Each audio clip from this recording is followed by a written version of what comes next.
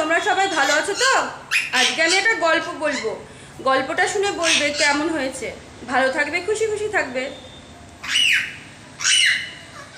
গল্পের নাম পুরস্কার। রাজ দরবারে আলোচনা চলছিল। ইলিশ হাতে বাড়ির পথে পা বাড়ালেই কেবল লোকে জিজ্ঞাসা করে, মহাশয় কত দিয়ে কিনলেন? কেউ বলবে, বা আপনার ইলিশের বুকটা তো বেশ চওড়া। কেউ বলবে, আপনার ইলিশের পেট ভর্তি ডিম।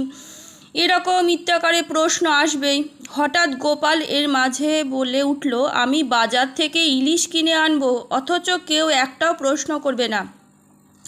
রাজামশাই কথায় কথায় বললেন, বাজি বাজি। গোপাল বলল, আমিও বাজি ধরলাম। আমি বাজার থেকে ইলিশ কিনে হাতে ঝুলিয়েই আপনার বাড়িতে নিয়ে আসব।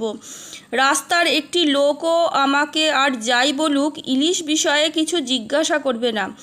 দরবারে সকলেই বলল, বাজার থেকে ইলিশ ঝুলিয়ে আসবে, আর কেউ সে বিষয়ে কিচ্ছুটি জানতে চাইবে না, এমন কি হয়? কেউ কেউ সংশয় প্রকাশ করল, কিন্তু গোপাল অনড়।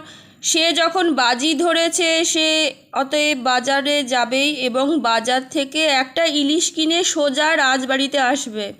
রাজামশাই দুজন অনুচরকে পাঠালেন গোপালকে লক্ষ্য রাখার জন্য। রাজকর্মচারী দুজনে দূর থেকে কেবল লক্ষ্য রাখবে। গোপাল যথারীতি বাজারে গেল। দরাদরি করে একটি বড় আকারে ইলিশও কিনল। ইলিশের বুকটা যেমন চওড়া, দেখলে লোভ লাগে। একটা পেটি খেলেই ব্যাস পেট ভরে যাবে, এমনকি মনও ভরে যাবে। বাজারের ভেতরে গোপাল করল কি, তার পরনের কাপড়টা মাথায় পাগড়ির মতো করে জড়িয়ে খালি পায়ে কেবল আন্ডারওয়্যার পরে পথ হাঁটতে লাগলো।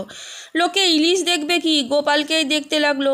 বাজার থেকে রাজবাড়ির দূরত্ব কম কিছু নয়, কিন্তু এতটা পথ ইলিশ ঝুলিয়ে এলেও কেউ ইলিশ সম্বন্ধে কোনো প্রশ্নই বা আগ্রহই দেখালো না। দুজন রাজকর্মচারী কিন্তু একই দৃশ্য দেখল।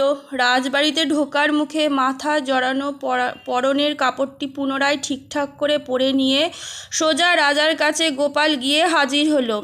এই যে নিয়ে এলাম, আপনি যাদের সঙ্গে দিয়েছিলেন তাদেরই জিজ্ঞাসা করুন, কেউ আমাকে ইলিশ নিয়ে কোনো কথা শুধিয়েছে কিনা।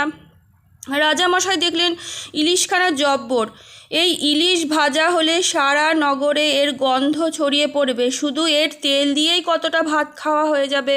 অথচ বাজার থেকে এতটা পথ ইলিশ ঝুলিয়ে এলো, কেউ একটি কথাও জিজ্ঞাসা করল না। আশ্চর্য! কর্মচারী দুজনে তখন গোপালের সব কাণ্ড খুলে বললে। রাজামশাই বললেন, গোপাল, তোমার লজ্জা লাগলো না ওভাবে পথ হাঁটতে? তুমি একজন রাজকর্মচারী। গোপাল তখন নতজানু হয়ে রাজামশাইকে বলল, হুজুর, আমি আপনার জন্য সব কিছু করতে পারি। রাজামশাই খাজাঞ্চিকে ডেকে বলল, দিয়ে দাও ওর পুরস্কার। আজকের মতন গল্প এইটুকুনি। কেমন লাগলো জানাবে। ভালো থাকবে, খুশি খুশি থাকবে।